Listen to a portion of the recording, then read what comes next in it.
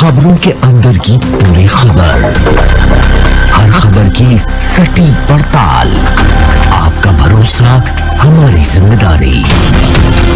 सच, साहस और सरोकार,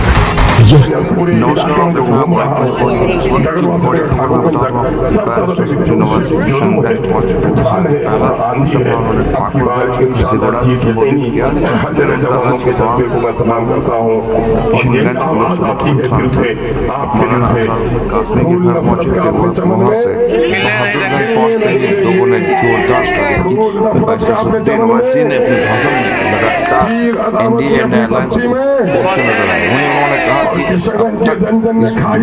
सीमांचल के लिए अलायंस से लेकर बाकी दलों ने क्या किया है, वही एनडीए गवर्नमेंट को लेकर उन्होंने बड़ी प्रहार करते हुए उन्होंने कहा कि एनडीए अलायंस ने सिर्फ सीमांचल के लोगों को दिया है। एक तरफ जावेद स्थानीय सांसद है, उनका दावा है कि 1 लाख किलोमीटर पैदल चले हैं, तो ओवैसी ने इस बात पर चुटकी लेते हुए उन्होंने कहा कि अगर 1 लाख किलोमीटर चले हैं तो एक दिन का 100 किलोमीटर, यानी बताइए कि वो कहाँ 1 लाख किलोमीटर चले। तो वही लोगों ने भरे महफिल में ही कह दिया, सांसद घर से कोई बाहर ही नहीं निकले, लोगों ने उसे देखा ही नहीं। वहीं ओवैसी ने कहा कि पूर्व विधायक तौसीफ आलम ने कांग्रेस की, उन्होंने ही अपने सांसद की खिंचाई कर दी है। तो इस बार अब सीमांचल की जनता को तय करनी है, किशनगंज की जनता को तय करनी है कि इस बार उत्तरवाद को भारी बहुमत से पार्लियामेंट भेजने का काम करेंगे, तभी सीमांचल की लड़ाई मजबूती से लड़ी जा सकती है।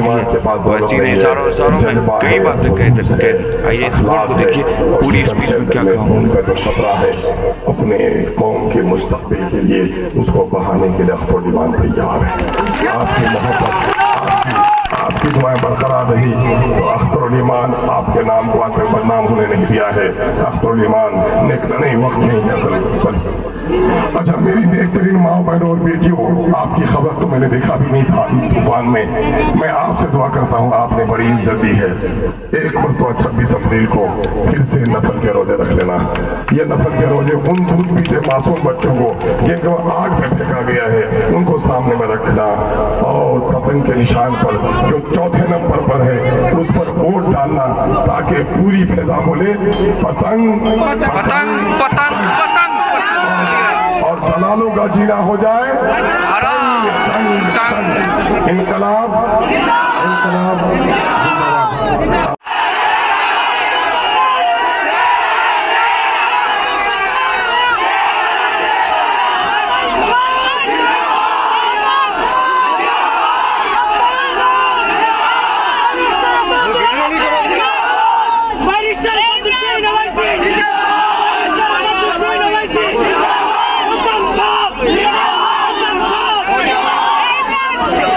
बिस्मिल्लाहिर्रहमानिर्रहीम।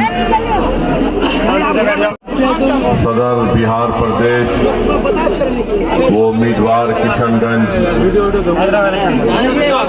मोहतरम जनाब इंजीनियर आफ्ताब साहब, शरीक मोतमद मजलिस इत्तेहादुल मुस्लिमीन मोहतरम जनाब आदिल हसन साहब, जनाब शाहिद साहब, अंजर साहब, मुफ्ती असर जावेद हाशमी साहब, नेहाल अख्तर साहब, मोहम्मद से लालू प्रसाद यादव और अब तेजस्वी कहते हैं कि यादवों के हम सबसे बड़े नेता हैं। नीतीश कुमार पिछले 15 साल से कह रहे कि हम कुर्मी और कुशवाहा के नेता हैं। रामविलास पासवान जब तक दुनिया में जिंदा थे, अब उनके फर्जन ये कहती है कि हम पासवान के नेता हैं। मांझी साहब ये कह रहे हैं कि हम मांझियों के लीडर हैं। कुशवाहा साहब ये कह रहे हैं कि हम कुशवाहा के लीडर हैं। बीजेपी में जो राजपूत के नेता है कह रहे हैं कि हम राजपूतों के नेता हैं। जो भूमिहार है वो कह रहा है कि हम भूमिहार के नेता हैं। मेरे अजीज दोस्तों और बुजुर्गों, ये जब सब कहा जाता है, कोई भी उन पर फिरका परस्ती का इल्जाम नहीं लगाता। जब मोदी कहता है मैं ओबीसी का नेता हूं, कोई ये नहीं कहता कि ये बी टीम है।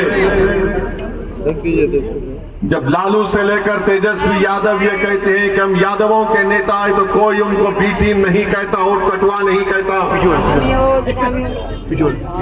जब ये तमाम नेता जिनके नाम मैंने आपके सामने रखे, ये सब ये कहते हैं कि हम अपनी अपनी बरादरी के समुदाय के नेता हैं, तो कोई उन पर इल्जाम नहीं लगाता बी टीम है। और जब असदुद्दीन ओवैसी खड़े होकर कहता है कि मैं सीमांचल की जमीन पर बसने वाले गरीब और मजलूमों की इंसाफ की लड़ाई मजलिस इत्तेहादुल मुस्लिमीन लड़ेगी, अख्तरुल ईमान और आफ्ताब साहब यहां पर एक क़ियादत बनाएंगे, हम चुनाव लड़ेंगे, तो सब मिलकर कहते हैं कि देखो ये वोट काटने के लिए आ रहा है। मेरे भाई बताइए, पिछले लोकसभा के चुनाव में 2019 के लोकसभा के चुनाव में बिहार में 40 लोकसभा की सीटें हम एक लड़े, आगे से तब भी नहीं कामयाब हुए और माँ बाकी तमाम सीट पर एनडीए बीजेपी नीतीश कुमार जीत गए। कौन जिम्मेदार है इसका, आप बताइए। कांग्रेस 400 के करीब सीट लड़ी, 50 के करीब उनके एमपी जीत कर आए, इसका जिम्मेदार मैं हूं क्या? हम तो 3 लोकसभा की सीट लड़े। हैदराबाद की आवाम को सलाम, जिन्होंने हमको कामयाब किया मजलिस इत्तेहादुल मुस्लिमीन को। औरंगाबाद की आवाम को सलाम, जिसने 21 साल के शिवसेना के एमपी को हराकर इम्तियाज जलील को कामयाब किया। मैं 3 लोकसभा की सीट लड़ता हूं और सारे के सारे मिलकर मुझे गाली देते हैं, इल्जाम लगाते हैं मुझ पर। मेरे अजीज दोस्तों और बुजुर्गों, याद रखो, भारत की राजनीति में अगर आपको नाइंसाफी खत्म करना है, इंसाफ को हासिल करना है, अपने हक को हासिल करना है, तो जिस तरह आज आप इस वंता की सरजमीन पर हजारों की तादाद में जमा हुए, याद रखिए, अगर आप 26 तारीख को पूरा किशनगंज एक होकर अख्तरुल ईमान को कामयाब करेगा, तो अख्तरुल ईमान की इनफरादी या जात की कामयाबी नहीं होगी, वो आपकी कामयाबी होगी, आपकी फिक्र की कामयाबी होगी और सीमांचल की कामयाबी होगी। कल का भाषण नरेंद्र मोदी का ऐसा नजर आ रहा था कि हिटलर बोल रहा है, भारत का वजीर आजम नहीं बोल रहा है। और आपको याद दिला रहा हूं, मैंने पार्लियामेंट में फरवरी में जो पार्लियामेंट का सेशन हुआ था, मेरी तकरीर को उठाकर देख लो, मैंने अपनी तकरीर में कहा था कि आज भारत का मुसलमान 1930 के यहूदियों की तरह जर्मनी में जो यहूदी थे अपने आप को समझता है। और यहूदियों में जब हिटलर ने यहूदियों को गैस के चैम्बर में डालकर मार दिया, ऐसे ही नहीं डाला, पहले हिटलर ने तकरीर करना शुरू कर दिए यहूदियों के खिलाफ। यही तरह इस तरह तकरीर कर रहे नरेंद्र मोदी। नरेंद्र मोदी, आप प्रधानमंत्री हैं, इस देश के प्रधानमंत्री आपको जेब नहीं देता कि आप भारत की इतनी बड़ी आबादी के ताल्लुक से इस तरह की बकवास करें। किसकी दौलत लूटी हमारे, बताओ मेरे भाई।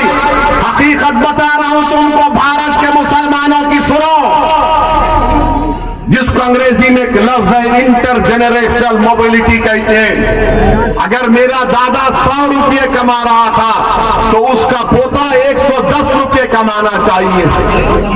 हमारे हिंदू भाइयों के पोते अपने दादा से बढ़कर कमा रहे हैं, यादवों के बेटा बेटी अपने दादा से बढ़कर कमा रहे हैं, ठाकुरों के, राजपूतों के, भूमिहार के, आदिवासियों के, हर समाज के, सिखों के, ईसाइयों के पोते अपने दादा से बढ़कर कमा रहे।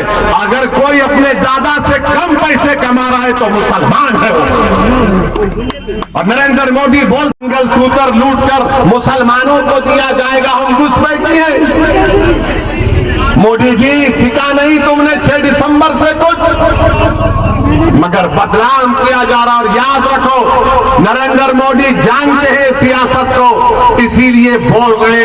अब आप और हम क्या करेंगे? क्या ओवैसी की एक जज्बाती तकरीर करेगा और तुम जिंदाबाद नारे तकबीर के नारे मारकर घर जाकर सो जाओगे? नहीं, मैं आपसे इसलिए कह रहा हूं कि अब तब्दीली लाओ मेरे भाई, जागो मेरे भाई, उठो, ये वक्त उठकर अपने अकेले लड़ने का है। तुम ये समझे कि तुम्हारी लड़ाई यादव लड़ेंगे, तुम्हारी लड़ाई नीतीश कुमार लड़ेगा, अरे तुम्हारी लड़ाई कोई नहीं लड़ेगा।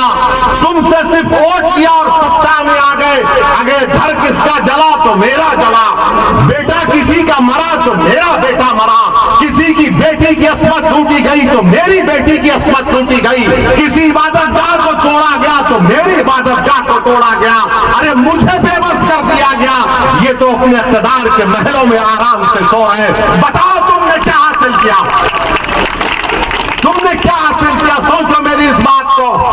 ये वक्त उठने का है, याद रखो। अगर आज आप नहीं उठेंगे, मैं सिर्फ सोनसा की सरजमीन पर आज हजारों की तादाद में आप खड़े उनसे मुखातिब नहीं हो, बल्कि जहां कहीं भी अल्लाह अपने फजलो करम से मेरी आवाज को पहुंचाएगा, मैं उनसे कह रहा हूं उठो। मैं मर जाऊंगा, मैं मरने को तैयार हूं, मगर बताओ इन बच्चों का क्या होगा जो आज उम्मीद लगाकर बैठे कि कल मुस्तकबिल हमारा होगा। मैं बार बार कह रहा हूं, इसीलिए बदनाम हो जाता हूं। लोग मेरी जबान से निकले अल्फाज को समझते हैं कि मैं नफरत को फैला रहा हूं। मैं किसी मजहब के खिलाफ न था, न कभी रहूंगा। मैं किसी हिंदू के खिलाफ नहीं था, मैं किसी दलित के खिलाफ नहीं था, मैं किसी आदिवासी के खिलाफ नहीं हूं। मैं कैसे किसी का खिलाफ हो सकता हूं जब मेरे रब की किताब का पहला जुमला क्या है, अरहमर राहिमीन। मैं कैसे किसी का खिलाफ हो सकता हूं? यकीनन मैं एक मुसलमान हूं, मैं किसी का खिलाफ नहीं हूं। मैं अपनी हक की बात कर रहा हूं, मैं अपनी आवाज को पैदा करने की बात कर रहा हूं। अगर नरेंद्र मोदी खड़े होकर कह सकता है कि मैं भारत के ओबीसी का नेता हूं, तो क्या अख्तरुल ईमान गए गुजरा अख्तरुल ईमान खड़े होकर नहीं कह सकता कि मैं सीमांचल का नेता हूं? बताओ, मेरे सवाल का जवाब दो। क्या अख्तरुल ईमान खड़े होकर नहीं कह सकता कि मैं सीमांचल का नेता हूं? बताओ आप, क्या अख्तरुल ईमान नहीं कह सकते कि वो सीमांचल के नेता हैं? मेरे भाई, अगर तुम मानते हो तो फिर 26 तारीख को दबाओगे नहीं दबाओगे बटन, ये पूछो, पता नहीं निकाल। अगर अख्तरुल ईमान सीमांचल का नेता है तो हाथ उठाकर बताओ, जहां है हाथ उठाकर बताओ कि अख्तरुल ईमान सीमांचल का नेता है। और नेता को हम कामयाब करेंगे पतंग पर बटन दबाकर। करेंगे आप लोग? 26 तारीख को भूलेंगे तो नहीं? तो मेरे भाई, ये काम आपको, हमारी बहनों को, बुजुर्गों को करना है। अख्तरुल ईमान अभी खैरो अभी खत्म नहीं हुआ, अभी भाई साहब रुकिए रुकिए रुकिए, बोलने दीजिए।